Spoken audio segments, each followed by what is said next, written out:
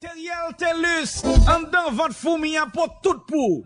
Fais chalbé, Teriel. On fait quoi?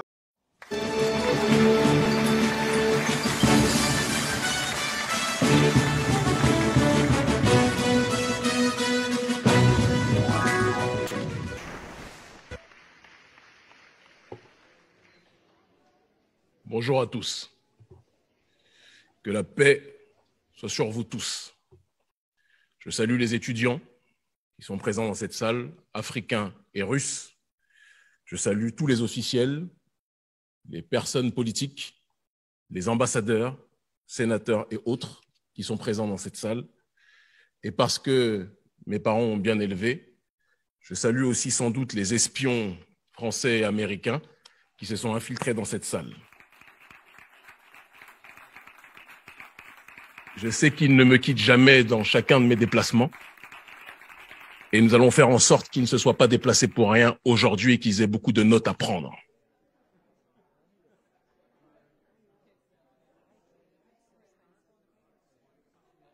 En préambule de mon allocution, il est important, je pense, de remercier d'emblée Anatoly Torkounov, le recteur de l'Institut des Relations internationales de Moscou, qui est un établissement légendaire et historique, celui que Henry Kissinger présentait comme le Harvard russe. Nous le remercions ainsi que le vice-recteur, parce que l'initiative d'accueillir cet événement est très importante. Je dirais même plus, elle est déterminante et elle aura des répercussions à court terme, à moyen terme et à long terme dans le cœur et dans l'esprit et dans la vie de millions de gens. J'interviens aujourd'hui. Avant toute chose aussi, je pense qu'il est important de vous demander de vous applaudir pour votre présence aujourd'hui. Donc applaudissez-vous, n'hésitez pas. J'espère que le traducteur ou la traductrice fait bien son travail. J'interviens aujourd'hui en ma qualité de président de l'Organisation révolutionnaire africaine, Urgence panafricaniste, en tant aussi que leader d'opinion, écouté et suivi en Afrique et dans le monde par des millions de gens. Et surtout, en tant qu'homme noir, allergique, profondément allergique à toute forme de colonialisme et de paternalisme. Mon discours sera différent de celui du président de la CEDEAO qui est actuellement présent à Moscou, Umaro Embalo Sissoko, différent aussi du président de l'époque de l'Union africaine Macky Sall, parce que mon discours sera franc. Seule la franchise peut permettre d'établir un partenariat rigoureux et solide sur la durée entre la Russie et l'Afrique. C'est le manque de franchise qui existe malheureusement entre nos dirigeants africains dans leurs échanges, dans leurs revendications avec les autorités russes qui entraîne parfois que le fait qu'on croit que nous sommes sur un même front alors qu'en réalité, nos dirigeants africains sont pour la plupart trop souvent cooptés par l'élite occidentale. La thématique générale de cet événement était Afrique-Russie, what next? Et ma thématique particulière à l'intérieur de ce forum, de cet événement historique, était le rôle du panafricanisme dans la résistance multipolaire à l'hégémonie et à l'impérialisme d'Occident. Autrement dit, avant de parler, et je le ferai, de la collaboration Afrique-Russie, il est important de parler du passé, du présent et des aspirations futures du peuple africain dans le monde dans lequel nous vivons. Car on ne peut pas comprendre la collaboration et les buts de la collaboration entre l'Afrique et la Russie si on ne comprend pas en priorité les aspirations de chaque parti.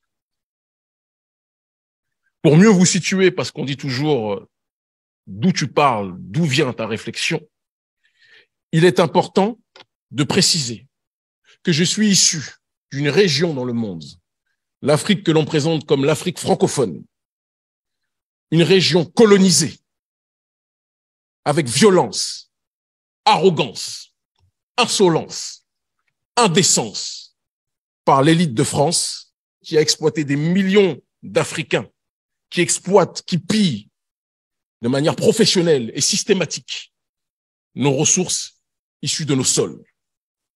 Cette même France, ou du moins cette même oligarchie de France, qui a détruit la Libye, qui a assassiné le colonel Kadhafi, alimentant, générant, structurant le terrorisme et la déstabilisation au Sahel.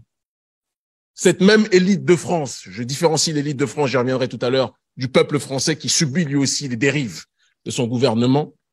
Cette même élite de France qui par la suite a l'arrogance de venir se présenter comme un pompier voulant éteindre le feu qu'ils ont pourtant allumé au Sahel.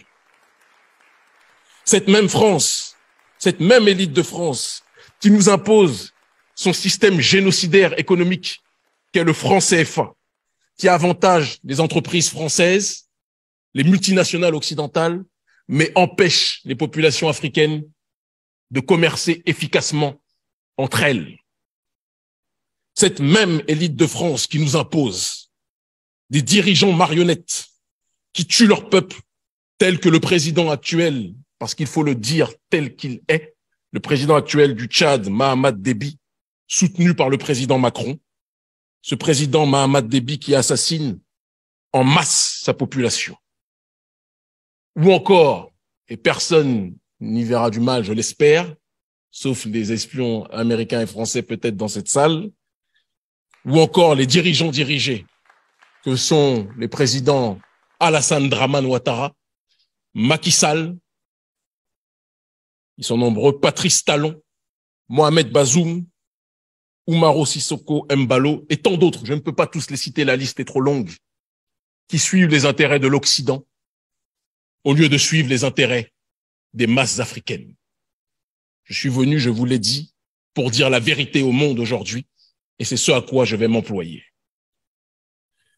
Je ne peux pas non plus passer sous silence, quand on parle d'Afrique, parler de sa diaspora, à travers Haïti, qui depuis la bataille de Vertières a été persécuté, a été isolé, a été humilié, a été asphyxié par l'élite occidentale et notamment, plus particulièrement, l'élite française et américaine qui aime voir notre peuple en bas dans cette région du monde. Je me présente donc en face de vous en tant que voix africaine qui porte dans son ADN les coups reçus, les persécutions subies par le violeur politique, économique, psychologique, pluriséculaire de l'Afrique que constitue l'élite occidentale et plus précisément, en ce qui nous concerne, le gouvernement français. Je précise bien oligarchie et gouvernement et non pas le peuple, car comme je l'ai dit, les masses occidentales, le prolétariat occidental subit aussi les dérives de son gouvernement, de leur gouvernement, et donc je ne veux pas généraliser, essentialiser la responsabilité des crimes commis par leurs élites. C'est donc fort de mon expérience de membre issu d'un grand peuple, courageux et digne, bien que persécuté depuis un certain nombre de temps, que je me présente à vous aujourd'hui. Un peuple qui, parce que arnaqué par les sourires d'anges, alternant avec les coups meurtriers distribués depuis des siècles par l'Occident, n'acceptera plus jamais des partenariats viciés, de gens qui se présentent comme des amis alors qu'ils ne sont là que pour nous dépouiller. J'espère que la traduction fonctionne. Cette attitude de méfiance s'adresse à tous nos partenaires potentiels sans exception. Aucun peuple ne peut fonctionner dans l'autarcie et donc nous avons tous besoin les uns des autres. Mais la limite à cette interdépendance sera le respect ou l'irrespect vis-à-vis de nos peuples, vis-à-vis des principes de souveraineté et vis-à-vis aussi de nos diasporas. Car tout le monde, l'humanité entière, aime les ressources africaines, mais aux quatre coins du monde, les diasporas africaines vivent des problèmes de discrimination, de difficultés d'accès au logement, partout dans le monde, sans exception, et je pense que les vrais partenaires devront faire un effort pour accompagner de la meilleure façon possible nos diasporas. Et c'est dans le cadre de l'exploration, donc, de cette collaboration, venons donc maintenant à l'Afrique-Russie, après avoir placé le décor, de l'exploration et de l'analyse prospective, de la collaboration entre l'Afrique, ce grand peuple d'Afrique, et ce grand peuple de Russie, que je suis présent aujourd'hui. Comme nous, la Russie subit depuis trop longtemps, mais avec dignité, avec courage, une guerre qui ne dit pas son nom, orchestrée par l'oligarchie d'Occident. Une guerre qui a vu l'Union soviétique être démantelée lâchement par les trucages et autres manipulations lors de la chute du mur de Berlin. Ville de Berlin que nous autres Africains connaissons très bien, puisque notre continent a été découpé, tel un gâteau, lors de la conférence de Berlin en 1884 et 1885, par des gens qui ne voyaient pas les Africains comme des êtres humains, mais comme des sous-hommes qui devaient être colonisés, esclavagisés et maltraités. Nous avons donc, à travers Berlin, un profond point commun, et je pense qu'il y en a d'autres, raison de ma présence ici aujourd'hui. Il est important, je pense, pour qu'on puisse se comprendre aussi que la Russie aujourd'hui, parce qu'on voit dans les médias occidentaux globalistes, ceux qui dirigent le monde, que la Russie est un pays impérialiste et agresseur qui dominerait, qui agresserait l'Ukraine. Or, ce n'est pas ce qui se passe. Nous savons tous pertinemment, parce que nous avons un cerveau pour réfléchir par nous-mêmes, que l'OTAN mène une guerre à tous ceux qui veulent la souveraineté, à tous ceux qui veulent l'autodétermination, à tous ceux qui veulent disposer de leur propre destinée.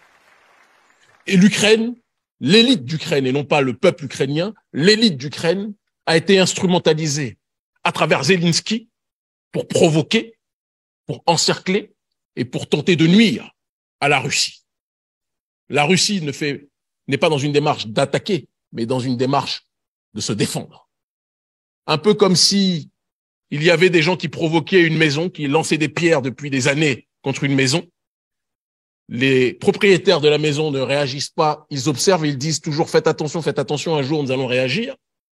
Et au moment où les propriétaires de la maison qui subissent des attaques, des jets de pierres violents, des cailloux sur la maison, ces propriétaires décident de sortir de la maison et de se défendre, les caméras sortent, surgissent et disent que les propriétaires de la maison agressent des pauvres innocents sans dire que ce qu'ils présentent comme les innocents étaient ceux qui avaient lancé des pierres au commencement.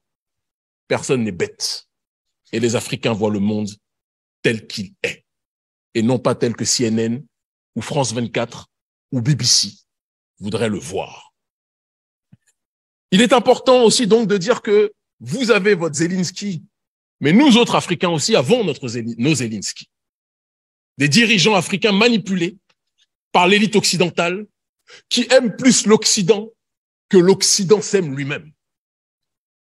Ils sont plus attirés par la fastuosité de Paris, de Londres, de Rome, de Washington, que par les valeurs et la beauté traditionnelle de nos pays.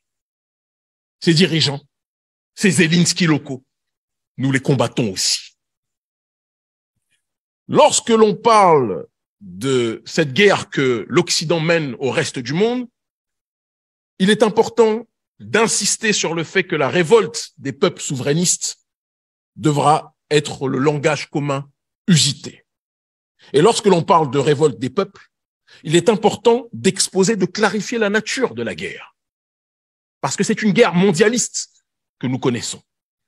Certains disent ce n'est pas une... Non, c'est une guerre mondialiste. De l'oligarchie d'Occident contre le reste du monde, contre les peuples fiers. Si on ne le comprend pas, on ne saura pas où nous irons. Et dans la nature de cette guerre, ce n'est plus le bloc capitaliste contre le bloc communiste, c'est une évidence. C'est deux blocs.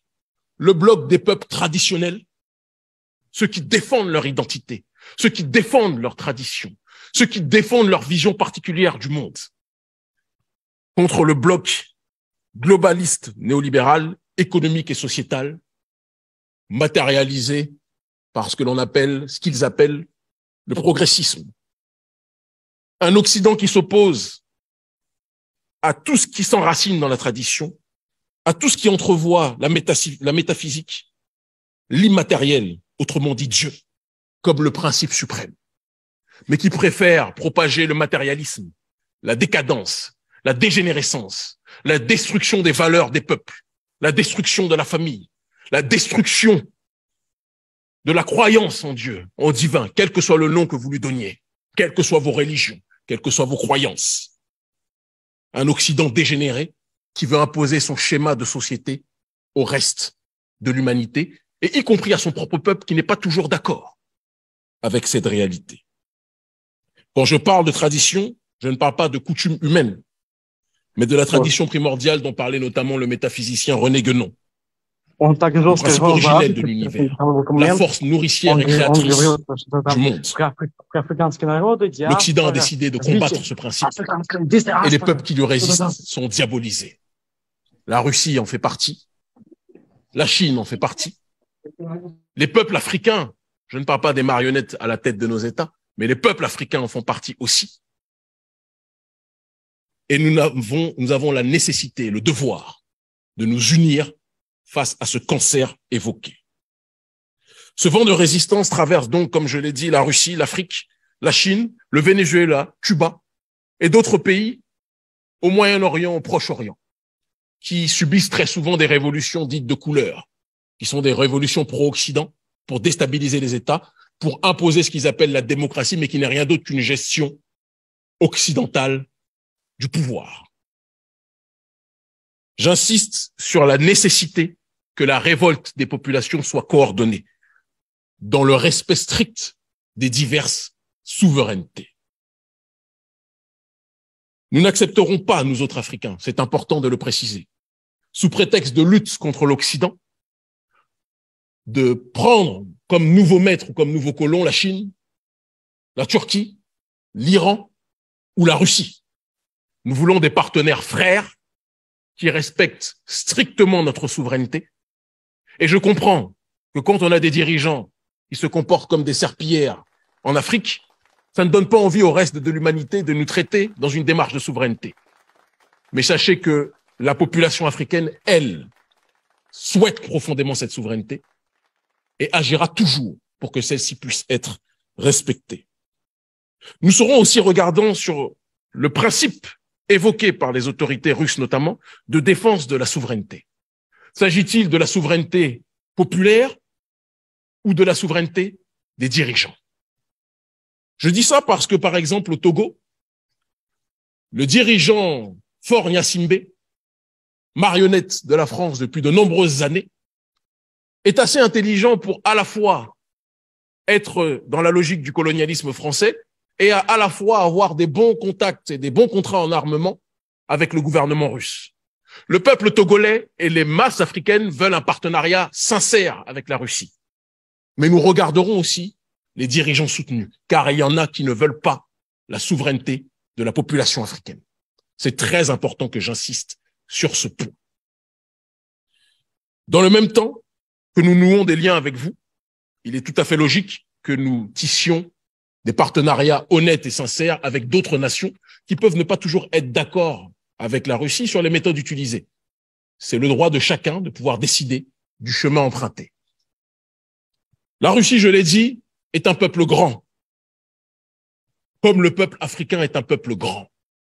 Les géants ont tout pour se comprendre, ont tout pour s'entendre. Il faut tracer sur le terrain scientifique, politique, technologique, des nouvelles voies pour avancer. Il y a un proverbe africain qui dit que l'immensité des ressources africaines que nous avons fait que le reste du monde a la montre, mais que nous sommes le temps. Et pour lire l'heure, pour lire le temps, nous avons besoin de la montre. Mais une montre sans le temps n'a aucune incidence, importance, aucun sens. Et donc c'est la coordination, l'échange des différentes connaissances, des différents moyens, des différentes technologies qui permettront aux Africains et aux Russes d'avoir une collaboration des plus efficientes. Je terminerai mon propos en vous disant que si le gouvernement russe veut une collaboration radieuse avec l'Afrique, les autorités russes doivent véritablement parier sur la jeunesse africaine, comme certains l'ont déjà fait et je les en remercie. Car la jeunesse africaine constitue la majorité du peuple africain. Et contrairement aux dirigeants africains qui, lorsqu'il y a eu l'effondrement du mur de Berlin, vous ont tourné très rapidement le dos durant les années 90, par manque d'honnêteté, la jeunesse africaine, elle, est beaucoup plus sincère. Vous l'avez vu, beaucoup plus franche aussi. Mais je le disais tout à l'heure et je le redis aujourd'hui, seule la franchise entre nous permettra d'avoir un partenariat solide. Et je vous le redis, nous sommes les leaders d'aujourd'hui et nous sommes les leaders de demain. Pariez donc sur nous pour un avenir solide demain. Merci infiniment.